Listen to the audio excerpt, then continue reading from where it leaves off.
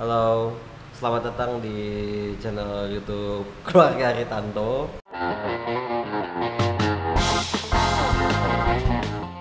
Yeay, aku Agung Enggak, Saputra kita nggak Aritanto. kita nggak pakai opening itu lagi, terlalu membosankan. Kan kangen sama aku netizennya itu. Ya. Apalagi netizen Anis Fikri kangen sama aku. Viewer kita dikit kok.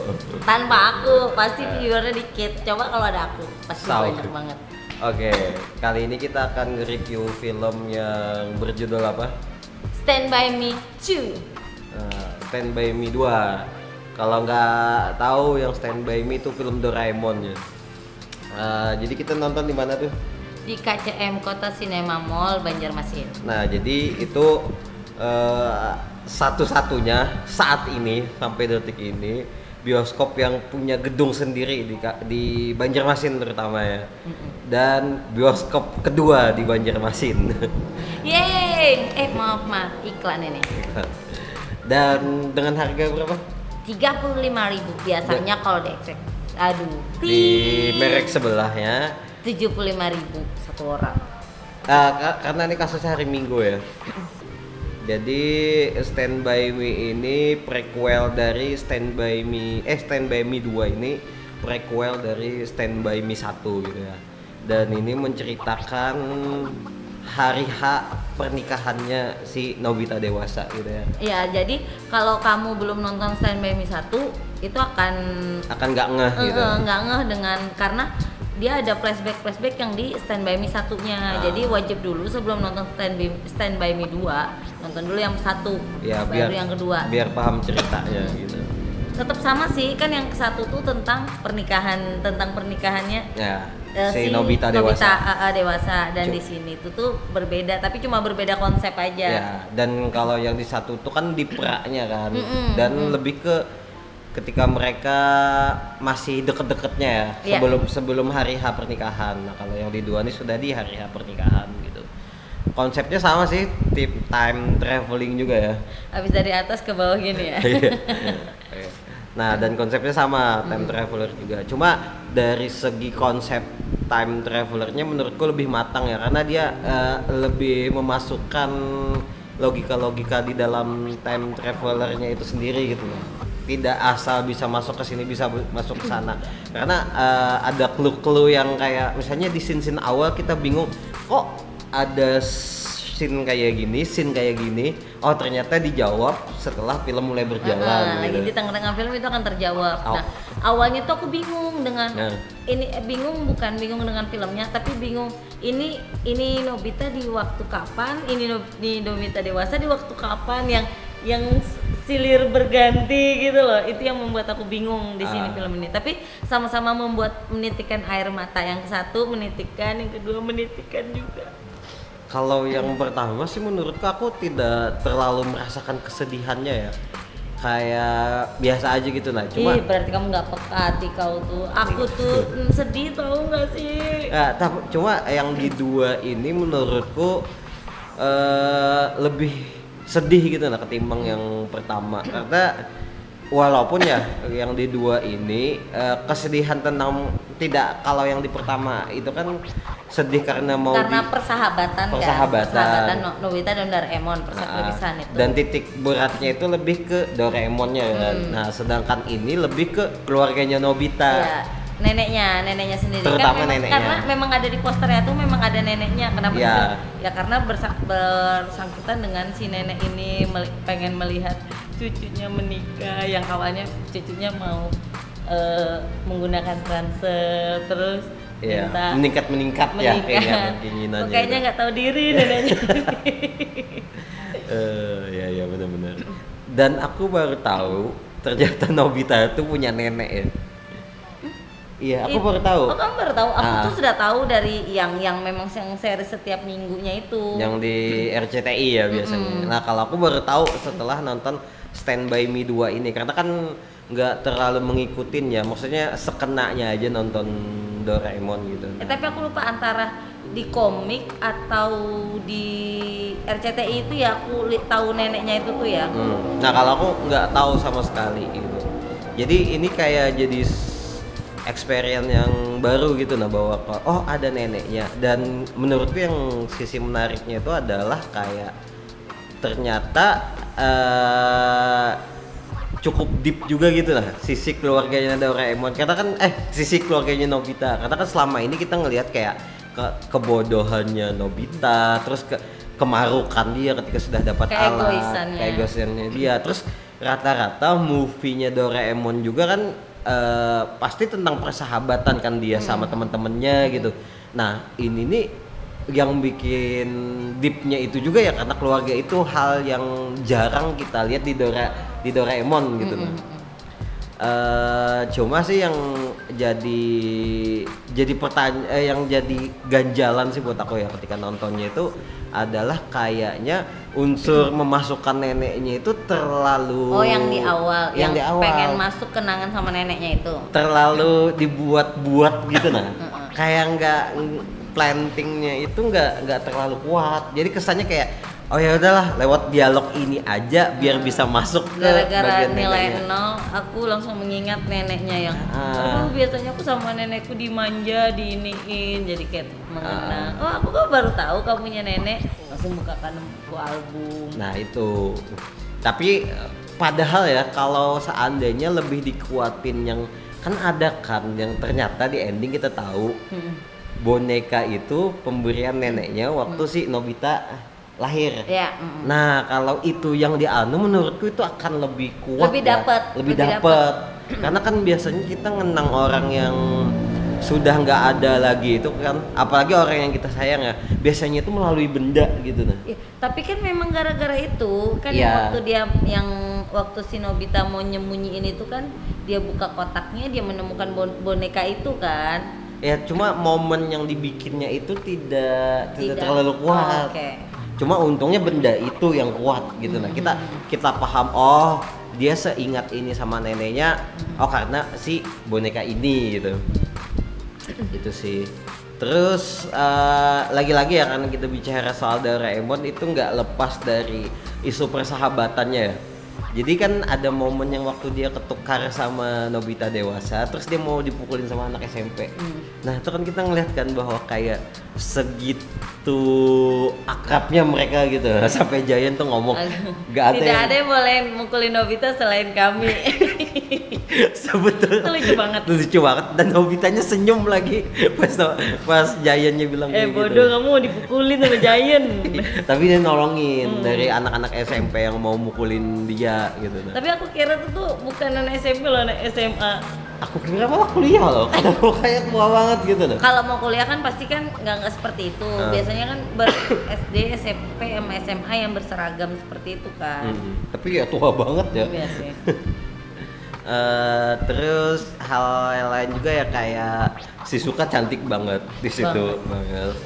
Dan sama kayak Stand By Me 1 ini 3D ya.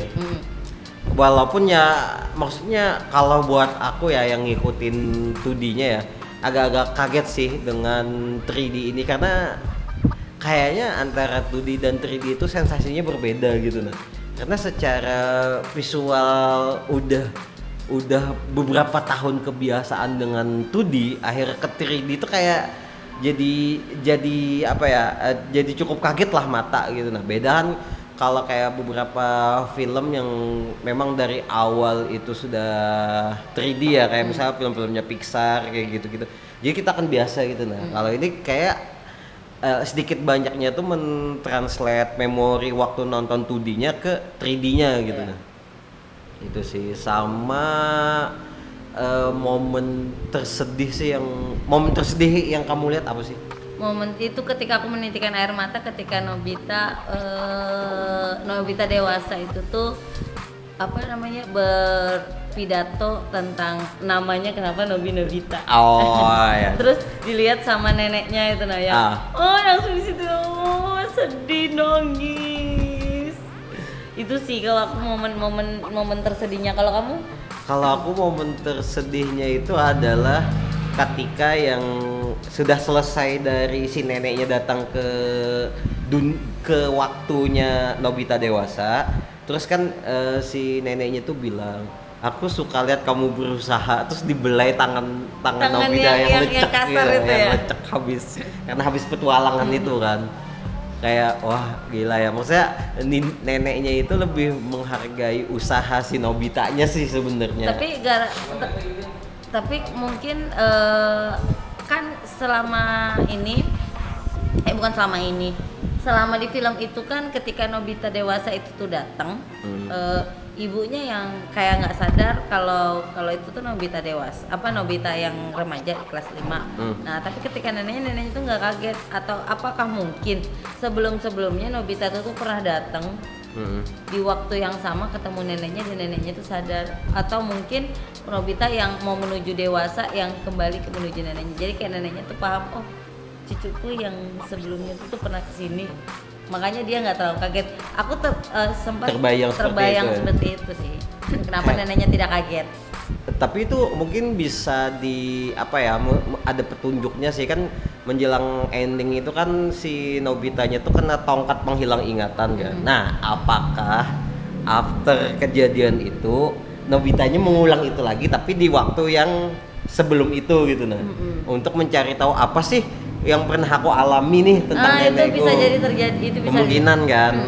Easter egg ya istilahnya ya kalau misalnya. Nah, mungkin sih.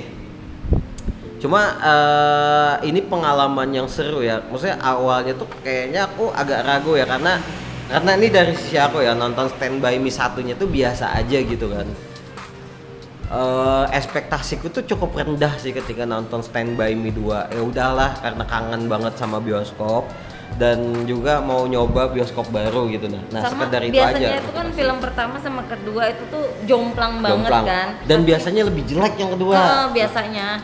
Tapi ini tuh yang masih bisa menitikkan air mata, itu tuh ya masih wow gitu. Iya, dan menurutku malah lebih bagus yang kedua karena kayak misalnya waktu yang pertama itu ya, maksudnya aku itu suka atau enggak dengan film itu indikatornya aku tuh biasanya tuh ini sadar waktu gitu. Nah ketika nggak suka ini kapan ya selesainya. Nah Stand By Me 2 bikin aku kayak kok tiba-tiba selesai, kayak sebentar banget gitu. Nah iya, kalau aku tuh sebenarnya sukanya dua-duanya, tapi yang lebih sering nangisnya itu tuh aku di satu. Oh yang di satu malah. Aku lebih sering dinangis. Kalau di yang kedua ini tuh nangis itu ketika neneknya yang menyaksikan cuman di bagian momen itu. Kalau yang pertama kan ada beberapa kali yang kayak Nobita dewasa mengingatkan aku tidak mau ketemu Doraemon karena di sekarang ini biarkanlah Doraemon itu bersama jadi kenangan kecil karena dia teman kecilku. Iya benar. Ada beberapa part yang di pertama itu tuh yang membuat aku sering banget menangis, yang menurutku yang oke lah, masih menurutku lebih bagus, tapi mengenanya karena yang kedua ini karena keluarga aja sih. Itu kalau aku sih dua-duanya kayak bagus. Maksudnya kenapa lebih suka yang kedua ini ya, karena kalau yang di Stand By Me 1 kan itu yang terlalu struggle banget, yang terjebak di salju, terus yang kayak berat banget. Nah kalau jadi kayak apa ya, aku ngelihatnya jadi biasa aja. Cuma kalau yang di dua ini itu momen-momen kecil yang bikin baper gitu. Nah itu yang akhirnya aku suka. Sedih banget. Enggak usah acting. Biar aja, biar netizen tuh tahu kalau aku tuh bisa menangis. Oh ya udah itu. Coba sih kalau menurutku ya, maksudnya yang apalagi nih buat teman-teman yang kayak punya kenangan yang lebih sama orang yang disayangi tuh, terutama nenek, kayak bakal nangis deh. Maksudnya waktu nonton Stand By Me 2, apalagi momen-momen neneknya itu ya, aku tuh kayak inget sama nenek sih. Kebetulan kan nenek sudah meninggal nih, jadi kayak kok sama nenekku juga udah meninggal. Nah itu jangan-jangan kita jodoh. Iya kan sudah nikah. Oh iya maaf. Nah maaf. itu yang kenapa membuatku lebih suka itu, karena membangkitkan memoriku sama nenek gitu. Oh karena lebih ke ini ya, karena itu lebih intim, keluarga. Beda sama yang pertama itu tuh karena sahabat. Nah kalau aku sih nggak terlalu maksudnya nggak terlalu baper lah sama momen di Stand By Me 1, yang di dua nih sih. Terus yang kayak apa sih waktu yang momen Nobita lahiran itu kayak, maksudnya kan kita selama ini ketika nonton yang ininya yang regulernya tuh yang seriesnya di TV, kita selalu ngelihat dia tuh kayak bapaknya biasa aja sama Nobita, terus mamanya sering ngomel. Nah ini momen dimana Nobita itu yang disambut dengan bahagia banget sama bapak ibunya dengan antusias. Nah itu sih momen yang kayak maksudnya ada kok mereka sisi sayangnya gitu. Nah coba selama ini yang kita tonton dia selalu diomelin. Ya karena dapat nilai 0 itu karena dia capek-capek membuat nama Nobita terus menjadi anak yang seperti itu. Makanya dia bukan Bapak jangan membuat harapan yang lebih. Jadi kayak beban gitu ya buat Nobita. Mereka berdua. Nobita yang masa sekarangnya sama Nobita dewasanya gitu. Itu sih. Jadi kalau menurutku sih buat teman-teman ini wajib nonton ya. Nobita ini. Tapi ya itu tadi ya harus nonton yang pertama dulu supaya lebih relate, karena kalau kalian langsung nonton yang kedua itu bakal agak bingung sih karena ada beberapa momen yang ngambil dari yang pertama ya. Oke. Ada lagi? Udah. Oke, sekian dulu video dari keluarga Aritanto. Aku Agung Saputra Aritanto. Enggak pakai kayak gitu. Iya nah, sekali aja nah. Tolong aja nah. Membosankan sudah. Oke, jangan lupa like, komen dan subscribe, dan jangan lupa tonton video-video dari keluarga Aritanto yang lainnya. Dadah. I love you.